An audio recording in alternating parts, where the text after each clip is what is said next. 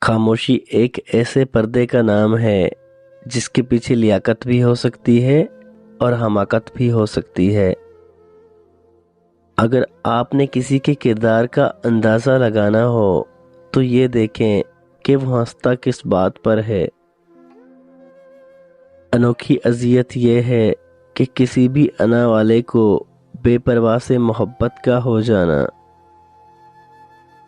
وہ لوگ جنہوں نے سردی گرمی صرف کھڑکیوں سے دیکھی ہو اور بھوک صرف کتابوں میں پڑھی ہو، وہ عام آدمی کی قیادت نہیں کر سکتے۔ مجھے زندگی کا اتنا تجربہ تو نہیں، پر سنا ہے سادگی میں لوگ جینے نہیں دیتے۔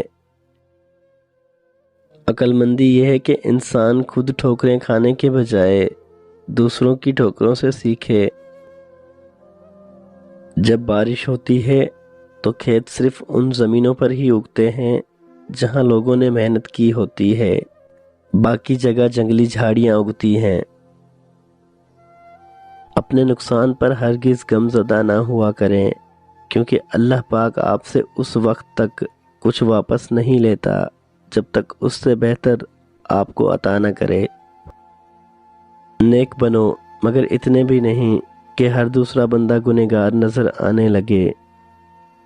دو طرح سے چیزیں دیکھنے میں چھوٹی نظر آتی ہیں، ایک دور سے اور دوسرا غرور سے۔ کسی کی مدد کرتے وقت اس کے چہرے کی طرف مت دیکھو، ہو سکتا ہے اس کی شرمندہ آنکھیں تمہارے دل میں غرور کا بیج بو دیں۔ ہمیشہ زندگی اس طرح بسر کرو کہ دیکھنے والے تمہارے درد پر افسوس کے بجائے تمہارے صبر پر رشک کریں۔ چھوٹے کنکر ہٹانے کے بعد ہی تم پورا پہاڑ ہلا سکتے ہو۔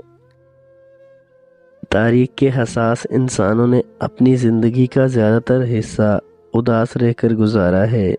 زندگی میں خوش رہنے کے لیے بہت زیادہ ہمت نہیں، بلکہ بہت بے حسی چاہیے۔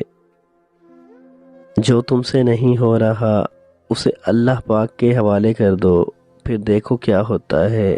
رب اسی کو وسیلہ بنا دے گا جو تمہاری راہ میں رکاوٹ ہے۔ دل کے رشتے بھی بڑے عجیب ہوتے ہیں، سب سے زیادہ وہی روتا ہے جو ایمانداری سے نبھاتا ہے۔ رشتوں کو مضبوط رکھنے کے دور دراز جب آپ غلط ہوں تو اپنی غلطی تسلیم کریں، اور جب آپ صحیح ہوں تو خاموشی اختیار کریں۔ کسی غمزدہ کی آنکھ سے آنسو چرا کر اس کے چہرے پر خوشیاں بکھیرنا عظیم نیکی ہے۔